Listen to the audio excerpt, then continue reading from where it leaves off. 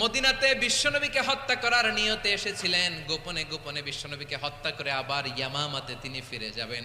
কিন্তু কি অবাক করা কাণ্ড, হত্যা করতে পারে নাই, সাহাবাদের হাতে তিনি ধরা পড়ে গেলেন। ধরে মসজিদে নববীর পিলারের মধ্যে বেঁধে রাখলেন। বিষ্ণু ইসলাম সাহাবাদেরকে বললেন তার খোঁজ খবর নিও। সাহাবার বলেন, ইয়া রাসূলুল্লাহ, আপনাকে হত্যা করতে এসেছে, তার তো কঠিন ক্যাপিটাল পানিশমেন্ট হওয়া দরকার, কঠিন শাস্তি হওয়া দরকার। বিষ্ণুই বললেন, না, আমি যেটা জানি তোমরা সেটা জানো না। তোমরা সুমামার সাথে ভালো আচরণ করো, তোমরা যে রুটি বানাও এর মধ্যে সবচেয়ে ভালো আটার রুটিটা তারে দিও, সবচেয়ে রিফাইন্ড খেজুর যেটা পিওর খেজুর এটা তারে দিও। আর বিশ্বনবী নিজের উট থেকে দুধ দহন করে ওনার বাড়ির এক কর্মচারীকে বলেছেন দুধ দহন করে সুমামার জন্য নিয়ে যেও।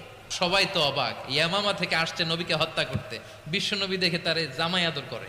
টানা 3 দিন যখন ইসলামের দ্য বিউটিজ অফ ইসলাম, ইসলামের সুমহান বাণী সৌন্দর্য উপস্থাপন শেষ, তাকে আপ্যায়ন শেষ, বিশ্বনবী বললেন সাহাবেদেরকে, যাও এবার সুমামার হাতের পায়ের রশি দুটো খুলে দাও।